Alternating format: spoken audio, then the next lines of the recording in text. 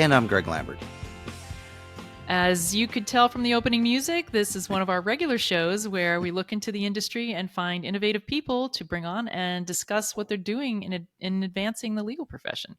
Yeah, well, we're really excited to welcome Jeroen Thierens, Strategic Account Advisor, and Jorn Vanysacker, co-founder from Henchman. Jeroen and Jorn, welcome to the Geek in Review. Yeah, thank you for having us.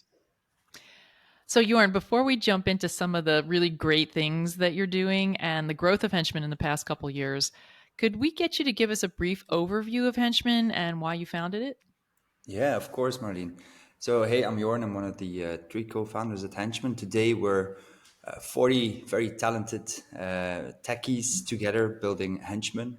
We started in 2020, and yeah, we're based out of Belgium, but we have more than 170 customers in more than 30 countries, of which the US is the biggest country that we serve at the moment. And it all started, Gilles and myself, we had a previous company which was building HR tech back in 2013, 2014. And yeah, we were building a suite solution. We were building something for performance management reviews, for employee engagement measurement at the time. And I remember we had one competitor called Peakon, and they just did employee engagement in a very data-driven manner, very, very kind of vertical in terms of product strategy. We were really inspired by them. And they ended up selling to Workday for $800 million, something like that. We got acquired in 2019 for a very small fraction of that amount at the time. But Gilles and myself, we had a very clear idea of like, okay, if we want to do something next, what's our next project going to be? And it had to be something that solved a very clear problem, a must-have product, so to say, and with a very strong focus in terms of what we wanted to solve and for who we wanted to solve it. And so we went up into the direction of, okay, well, Gilles had to fill in a lot of RFPs, and he was very frustrated with the fact that, you always get these long lists of questions, and he remembered that he had given very similar answers, like, let's say, 2 months ago. And so he thought of an idea of like, let's create a technology that could recognize similar answers I'd given to similar questions from my database. And so we had lunch with the legal professionals that assisted us in the acquisition of the previous company. And they were like, guys, this is what we do on a daily basis, like looking for stuff we've done in the past. And so in that lunch meeting, we pivoted to the entire idea of Henchman to legal. And that's how we got into legal. And so what Henchman does, it is built for legal professionals today that draft and negotiate complex contracts, the transactional kinds. And the two challenges we solve for them are, first of all, when drafting these complex contracts, they tend to open up a lot of contract, a lot of folders, looking for that one clause they have in mind. And, if they don't find that, they ask a colleague, have you ever done something like this? And then the second thing, and it's more of an opportunity really, is the fact that we, all these legal firms, all these organizations, they sit on a lot of contracts, a lot of data. And it's often very unstructured. And so with the right tech, you can really use that data as a lever for your, legal colleagues, but also, of course, your clients. And that's really what we're obsessing about with Henchman, unlocking that collective knowledge. And yeah, go ahead. I have to ask, who's the harder industry to deal with, HR or legal? It's a good question. I was a bit afraid in the beginning, to be honest, of legal professionals and would they be mean and rude? But I have to say I like them a lot more than HR professionals, because they're, especially the transactional kind of lawyers. That's the ones that we work with the most today. They're very constructive in nature, right? They're deal makers, and in that sense, it's been a real joy building Henchman together with them. Yeah, I would much rather talk to a transactional lawyer than to the HR team. So, sorry, you were going to go on. Yeah. Well, I think when we started off Henchman, we are product people, right? We're tech people. We're not legal people as founders. So we were forced to really understand the problem very well. And so we still do a lot of workshops on a monthly basis with our customers and prospects. But two things became very clear to us. during those conversations. So first of all, I mean, legal professionals are very, very busy people. And second, and I say this with the utmost respect, they're not too tech savvy. And so whatever you're building in legal, right, has to be something that works for them rather than something that has to be set up by them in order to get value out of it. And so that's really been our main objective when building Henchman. And so the way Henchman works for our customers is that, first of all, we connect to their document management systems. It can be iManage, NetDocument, SharePoint, it doesn't matter. And we will just plug and play. There's no setup required, no preparation or folder structuring required. And in the second phase, Henchman recognizes what are contracts and what are not. And then Henchman will isolate all the clauses and definitions from those contracts. It will mirror the permissions that are in place in the DMS. We will recognize the associated metadata to those contracts, and we will create metadata in the process. And all of those clauses, like per customer, we easily have a couple of million of clauses and definitions that we process. All of those millions of clauses and definitions are accessible within Microsoft Word or Outlook. And so, yeah, if you look at our customer base, I would say 20% of our revenue is in-house legal teams and 80% is law firms, with a very wide spread from, let's say, boutique firms to, AmLaw 200 firms. So I'm curious, in working with firms, are you hearing, what types of, reasons are they sort of needing the clauses surfaced? I mean, is it primarily like we need precedent because based on what we sort of have done before, are they looking, or are there sort of more, is there more sort of an analytic bent to it, like saying, okay, what have we done in certain instances, and what have we agreed to in certain cases where we maybe haven't and others, and why? Anything like that? Mm-hmm. Maybe I can take that question, Jorn, talking to a lot of law firms. I think it's indeed definitely also the latter, Marlene. There's a lot of data in there, indeed, that is now not really accessible or don't have a lot of insights in that. And indeed, Henchman surfaces that knowledge. And with all the metadata around that, it's very easy to get a better understanding of how we did similar things in the past that we can apply now. For example, in transactions, I always compare it a bit with the chess game. It's always nice if you know a bit what you can do a few steps ahead. It's the same. And if you indeed can leverage Henchman and have insights in how we've done similar things in the past, then can really help you in this current transaction as well. So we see this really resonates a lot with our customers and our prospects. So that's one thing. Actually, I see two main use cases. Well, there's one very major use case. This is all about the drafting, the transactions, what I just explained. But also we see a lot of interest from people dealing with knowledge management in Henchman. Of course, we are originally a Belgian company. We focused on Europe first before crossing the pond to the US. And of course, in Europe, knowledge management is very established for a long time already, especially in UK firms, but also in the Nordics. I focused a lot on the Nordics in the past. And as Jorn also said earlier, we focus heavily on doing workshops with our customers. Just this week, our product team went to Stockholm in Sweden to have a product workshop just on knowledge management. And this gives some very nice insights in how we can further build our product as well. So also for knowledge managers or PSLs, Henchman is aiming to give a lot of insights, data that helps them in their job. For example, it can help them when they see that certain clauses are searched for a lot, they can prioritize their work to that kind of clauses. Whereas if certain contracts are rarely searched for, then as a knowledge management team, okay, this is not a type of work that our customers do a lot, or our lawyers do a lot, so let's not put too much time on that. It really helps also in strategizing where to put your time and effort as a team. And to put it a bit more broadly, when talking to US law firms now, indeed, a big part of them indeed has a knowledge management team in place, but that's definitely not the case for all of them. Some of them haven't always focused on knowledge management, but I see this is really changing. A lot of the AmLaw 200 firms we're talking to at Henchman really want to step up their game when it comes to knowledge management. And they're looking at two things in that regard, either hiring more KM people, but definitely also looking at technology to further automate this. And they're often looking at a tool like Henchman to do this, because indeed we give them a lot of insights, data-driven insights in their current knowledge, to really stimulate that knowledge work. And with the insights they gather from Henchman, they can also make sure that certain knowledge get boosted in the search of Henchman, that lawyers see this first. So yeah, we really see that there's a lot of interest also from a KM perspective in Henchman when it comes to that.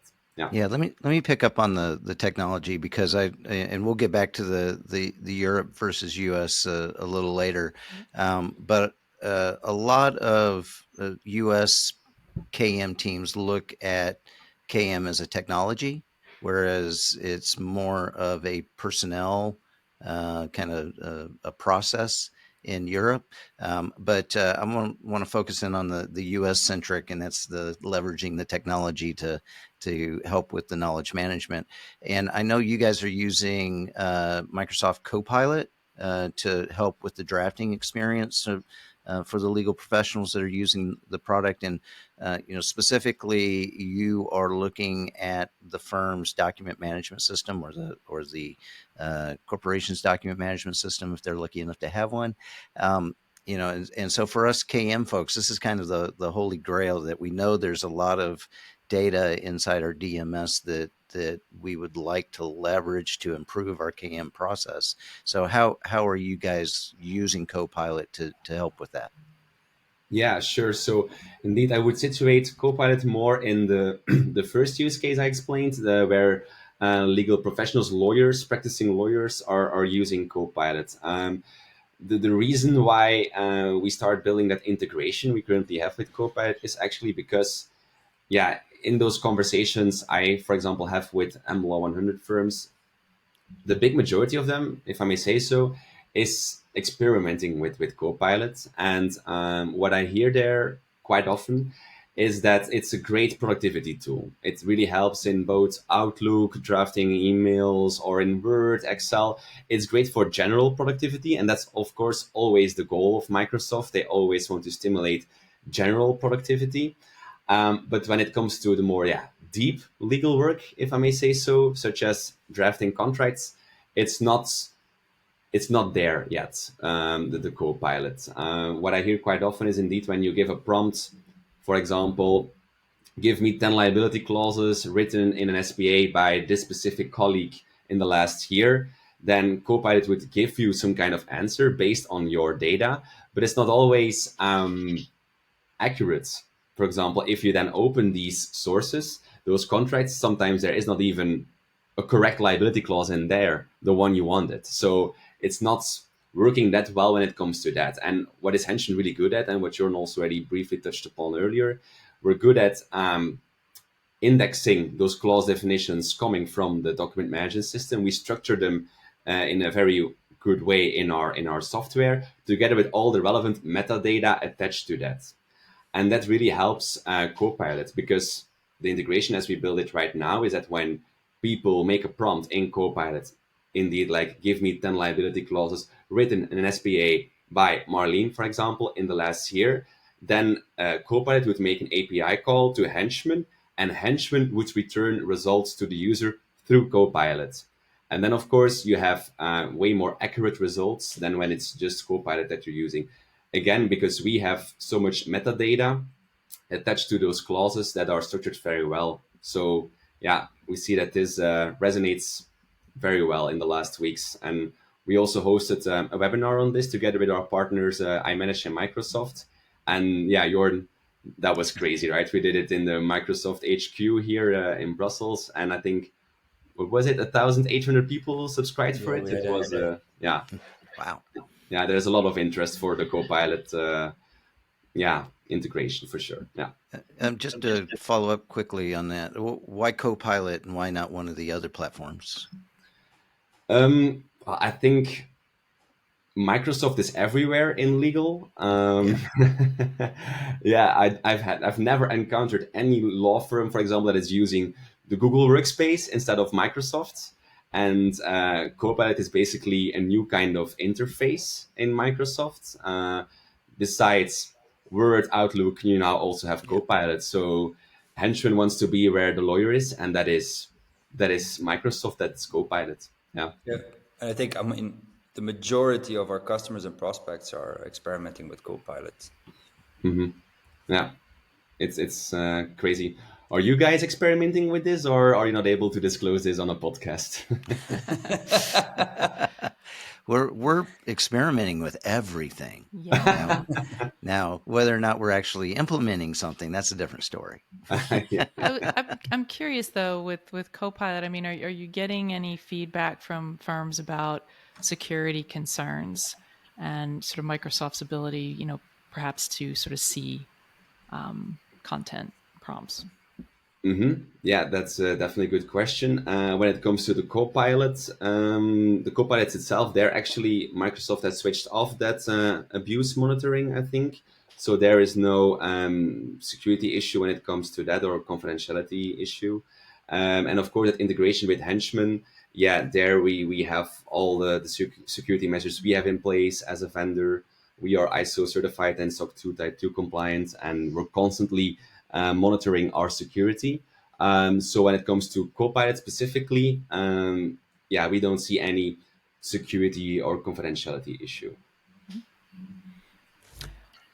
So Henchman, originally a European company, got a lot of traction with clients in Europe before, as you said, crossing the pond to the U.S. With clients like Goodwin or Lowenstein. How does the European perspective affect U.S. clients, and also we're talking about like U.S. clients, but also I imagine a lot of these clients have international. I mean, they have offices outside of the U.S. And is there a difference, I guess, in terms of approach? Yeah, I think that ties a bit back to the knowledge management perspective, indeed, that in Europe, we've gathered a lot of insights on how to build technology that assists in knowledge management. So we've built those insights in our product, and we see that a lot of US firms are very interested in that. But also, I think our European perspective is a fact that is also reflected in the fact that Henchman is a language agnostic system. Just our home country, Belgium, there are already 3 languages just in our own country.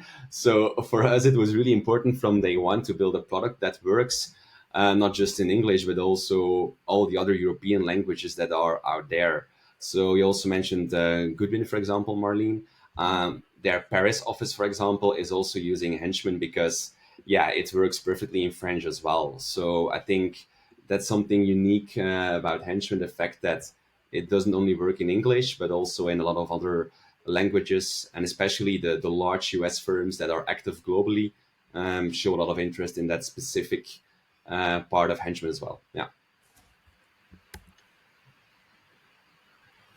So I wanted to get back to the AI buzz, which you can't have a podcast in let you go without 2024 that. without talking Then AI. the Yeah. AI. Yeah, exactly. So how are you guys approaching this? What do you see, or how do you see AI fitting in to your product? And I really want to kind of think about this because we've had this conversation now for the last 15, 16 months. And one of the things that I think a lot of people remember but tend to kind of deprioritize is, especially when you're dealing with contracts, you want very specific things in your contract. You don't want a lot of creativity, especially unmonitored creativity sneaking into the contracts. So where do you see AI fitting into Henchman to keep the solid thing solid, but the where it would be at the most Yeah. advantage to take. How do we keep No, things absolutely. precise? And I think There you go. it's I mean, the legal world has had, two quite powerful waves, I have to say. You had COVID, everyone had to go into the cloud. That was definitely something that, shook the foundations of a lot of firms. And then you had Gen AI, ChatGPT arriving. And of course, it's something that we and our clients experimented with a lot at the time. There was a lot of uncertainty of what is this going to do, a lot of confusion. What will it be able to, I mean, people thought it was going to change everything, right? And of course, now we realize, now that the dust has settled, what the potential and the limitations are of generative AI and similar technologies. And I mean, we see a lot of, I mean, in a year from now, we'll look back and we'll see a lot more legal tech startups emerging that have, built something around, like, wrappers around tools, large language models such as GPT. And if we look at the use case that we serve, the transactional contracting and negotiation, as you mentioned, Greg, it has to be what it has to be, right? It has to be correct. And so the way we kind of, walk people through it is like, let's say that you make a prompt and you ask it to write a liability clause, right? Then it will generate something. Of course, it's not going to be sufficient, but then some firms are like, but what if we connect it to our database? Then it would, apply our tone of voice within that prompt. And they're probably right? And so you get a result that sounds a bit like the firm, it feels like the firm. But within the transactional work, you will always be left insecure of whether you are comfortable using that in this situation. Because is this something that my senior partner that I'm writing this for would approve? Is this something that we typically use within this type of contracts? And so in that sense, you miss context. You miss context in order to make very confident decisions in your work. And so you need that element of contextuality, which Henchman is really good at, in terms of finding, retrieving that from your DMS, attaching the metadata, and kind of funneling that to you when and where you need it. And that's really how we see our unique position. I mean, it really helped us. It was a true blessing for us, because we now look at large language models in general as a tool to serve use cases much better and much faster. But it's not the core of our product, so to say. And so we look at use cases all the time, and then we compare different LLMs. We have a multi-LLM philosophy, so to say. We compare different LLMs to different use cases that we look to solve for our customers. It could be, pluralizing clauses for them, or kind of how can you semantically compare clauses to one another in, let's say, like a matrix view, right? It's very good at structuring text, so that's what we like to use it for. And so in that sense, we build use cases, we build out desired outcomes, and then we measure LLM results against one another, also taking into account certain specifications such as, risk of hallucination, costs could definitely be one as well, speed as well. And those things we constantly take into account. And so I think if you look at Gen AI, if you look at co-pilots in general, they're actually quite reactive in nature, right? You ask it something and it gives you something. It's often connected to a data set, which it's conscious of, but it's not factual, right? So it's very good at providing you with the next best words, so to say. Yeah. Whereas at Henchman, we're all about going beyond that. We're not building a co-pilot. We are building the chief of staff for each legal professional. And a chief of staff is someone who's very data-driven, very strategic, and he or she will approach you when he or she thinks it's necessary. So very proactive in nature. And so for us, a chief of staff is all about providing you with the next best options rather than providing you with the next best words. And that's what we're all about. And that's how we, use Gen AI and large language models to kind of contribute to that mission. So this is the part in the podcast where we ask our guests our crystal ball question. Jorn and Jeroen, what do you see as a change or challenge that you'll need to address at Henchman or the industry as a whole over the next 2 to 5 years? Mm-hmm. I think when it comes to the industry as a whole, I'll throw a word: Gen AI. What's the biggest challenges for Gen? There's so many, but if you had to pick one or two, what would those be? Yeah, I can definitely think of We could something. have an entire podcast on that topic. Yes, indeed. Yeah, yeah. Something more specific I thought about when it comes to Gen AI is the fact that certain Gen AI products require a lot of new skills from lawyers. I'm not talking about Henchman, but there's a lot of Gen AI tools where you need to do a lot of prompting. That's very interesting, of course, but there's a whole new skill set needed for that, that the big majority of people don't have today. So I think a lot of new skills are needed there, and especially change management when it comes to that. I think people really have to change the way they work and learn to do prompting. And I think that will be quite a challenge in the coming years. So that's a specific thing when it comes to Gen AI in law that will be an interesting challenge, I think, in the coming years. Yeah. Yeah. Jorn, how about you? Well, I think I'm a big believer of knowledge, the concept of knowledge in legal, and it has increased significantly in the last year. And I feel like, all the big law firms, all the leading law firms realize that as well. Like, it's their competitive advantage against other law firms. It's their competitive advantage of getting their people as performant and ramped and quickly ramped as possible. And it's instilling like a sharing mindset within those organizations, which is obviously it's a cultural thing, right? It's a people thing, it's a person to person thing, but that can be a real enabler to instill a sharing mindset within those organizations. And I think the law firms that are focusing on that and striving to be successful at instilling a sharing mindset, they will remain to be very successful. And I think knowledge is a very important ingredient in achieving that. So I saw Marlene's jumped off and back on, and I think the wrong equipment's on. So I get to wrap this thing up. Well, sorry about the technical difficulties at the end there, but Jeroen Thierens, Strategic Account Advisor, and Jorn Vanysacker, co-founder at Henchman. I want to thank both of you so much for coming on and talking with us at the Geek in Review. Thank you. Thanks for having us. All right, and then here I am as Marlene.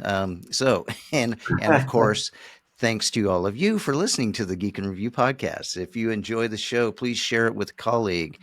We'd love to hear from you, so reach out to us. We can be found on social media.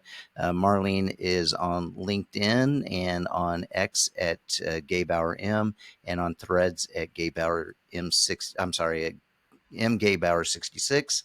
And I can be reached on LinkedIn or on X at Lambert. Jeroen and Jorn, where's the best place for people to reach out if they want to learn more? Yeah, definitely LinkedIn as well. My name, Jeroen Thierens. I am very active on LinkedIn. Also, Henchman as a company is very active on LinkedIn. You should definitely check out Steve Litt. He's the best guy. He's our main character on LinkedIn. You should definitely check him out. You can find him on LinkedIn as well. Yeah, I've watched a few of those videos. Those are great. So if the audience hasn't seen the videos, go check those out. That's worth the price of admission right there. Thank you so much for having us, guys. All right, thanks, guys. Thank Marlene.